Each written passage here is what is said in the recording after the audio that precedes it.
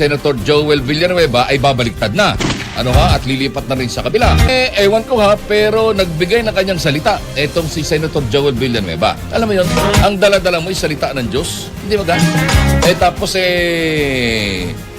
lilipat ka sa alam mo namang hindi tama. Ay bakit? Dahil natatakot ka. Kapag natatakot din siyang makasuhan, ayaw niyang makulong.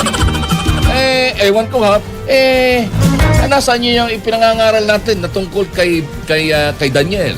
Yung tungkol ka John the Baptist, ikinulong. Pero hindi sila natakot sapagkat alam nilang katotohanan. Hindi ba? So, ito kayo mga ito, hanggang saan ang kanilang tapang?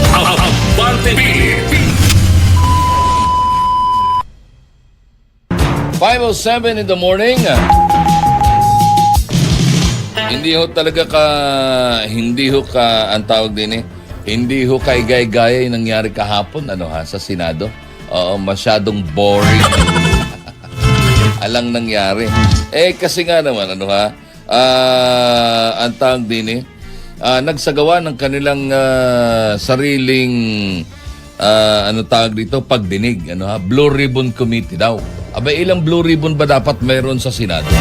Alam niyo, nakakapanghinayang isipin na itong mga tao na ito ay itinuring mong marunong, magaling, nakakaintindi at bumabasa na, alam mo yun, na gumagawa ng batas. But unfortunately, ay mukhang hindi nila naiintindihan ang batas.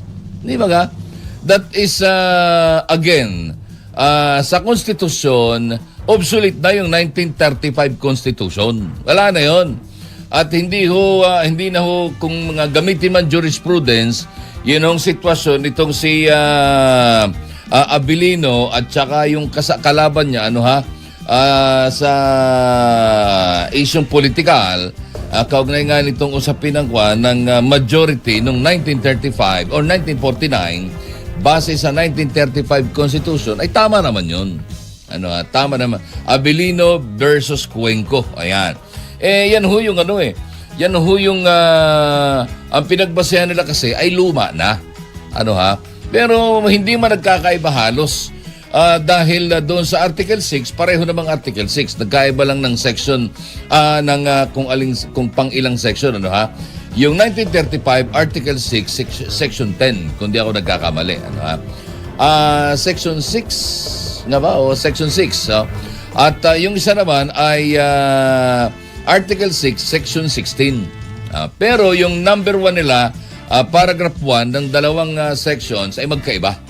Yung isa ay majority yung isa naman ay of all the members ginagamit Pero sa number 2 pareho naman. Pareho, kaya lang ang sinasabi nga di all members of the Senate. Yan. So that's total it's 24.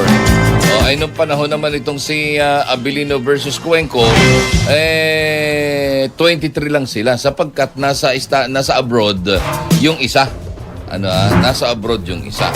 Na yung iba naman ay pwede mong nandito sa Pilipinas and they can unless na may sakit nga pero they're still part of the Senate. Hindi naman sila tinanggal Walang vacancy na tinatawag. Yan. So, wala tayong magagawa pero yan ang kanilang pang-unawa. Ako naman, siguro, tayo bilang mga nakakaintindi, unawain na lang natin sila. Sila'y magagaling pero kulang ang kanilang talino. Diba? Imagine, simulat sa poll nang gawin nilang quorum. So ngayon, bakit hindi na lang ilapit nitong si Cayetano sa Supreme Court? Bakit si Cayetano? Kayo tong nang himasok Di patunayan ninyo na kayo ang merong kapangyarihan dyan sa Senado. Patunayan ninyo yan. Ngayon, nagpapakalat na naman sila ng balita na di umano'y si Senator Joel Villanueva ay babaliktad na. At lilipat na rin sa kabila sapagkat natatakot din siyang makasuhan, ayaw niyang makulong. Ewan ko ha, pero nagbigay ng kanyang salita etong si Senator Joel Villanueva. Na mananatili siya sa kung alin ang tama. Kung gano'n din lang, lalo pa, parang ang hirap paniwalaan noon sapagkat, alam mo yun, ang dala-dala mo ay salita ng Diyos. Hindi ba Tapos lilipat ka sa alam mo namang hindi tama. Ay bakit? Dahil natatakot ka. Nasaan niyo yung ipinangangaral natin na tungkol kay Daniel? Yung tungkol kay sino ba ito? Si Benjamin ba yun? Na mga ikinulong. Diba itong si John the Baptist, ikinulong. Pero hindi sila natakot sapagkat alam nilang katotohanan. Alam nila kung anong tama. Pinaglaban nila to hanggang sa pugutan ng ulo si John the Baptist. Hindi ba? So, ito kayo mga ito. Hanggang saan ang kanilang tapang? Abante Pilipinas. Pero bago tayo dumako sa ating mga headlines, nakakatuwa lang isipin, kagabi ako ay narahuyo ang aking oras at panahon sa panonood ng isang Netflix series. Season 1 nung Teach You a Lesson. Alam mo ninyo, if you're going to see this, nakakatuwa, napakaganda nito at ito'y kampanya laban sa bullying sa mga school. Nakakalimang episode na ako at ang huli nga ay di itong babae na magaling magmanipula ng mga video at ng mga post niya sa social media. Sapagkat siya isang kilalang influencer. Pero hindi siya nakalusot, nahuli din. Kaya tanong, kaya ba natin gawin ito dito sa atin? Para yung mga binubuli ay tuluyang magbago. Sapagkat alam mo na, yung mga bully na yan, dalawang bagay lang yan. It's either walang kapayapaan sa sarili nilang tahanan o kaya ay minamaliit sa sarili nilang pamamahay. Kaya pagdating doon sa lugar na walang nakakakita sa kanya, kundi mga kaklase din lang niya, ay ginagamit ang kanyang natatagong lakas. Pag-uwi sa bahay, mabait, pero pagdating sa school, walang hiya. Meron yan. Sana sana magkaroon din tayo nito. Ang tawag dito, Education Rights ERPB, ang tawag nila doon sa kanilang team.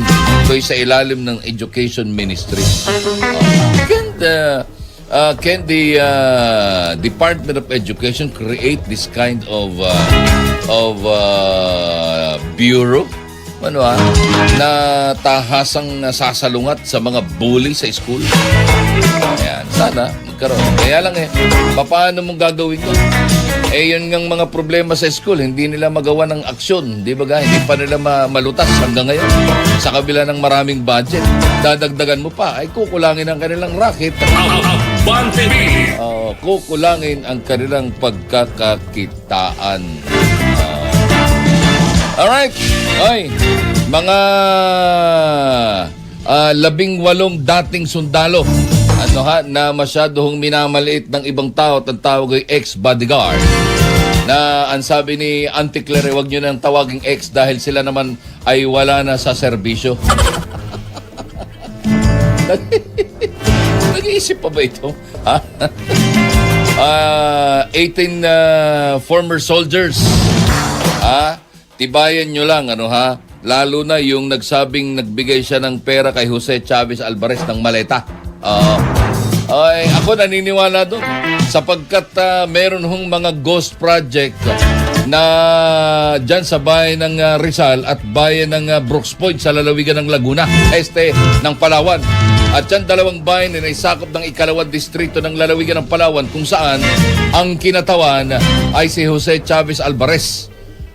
At ang contractor dyan, hindi niya mailabas-labas, hindi niya makasuhan si Ivy Mitchell.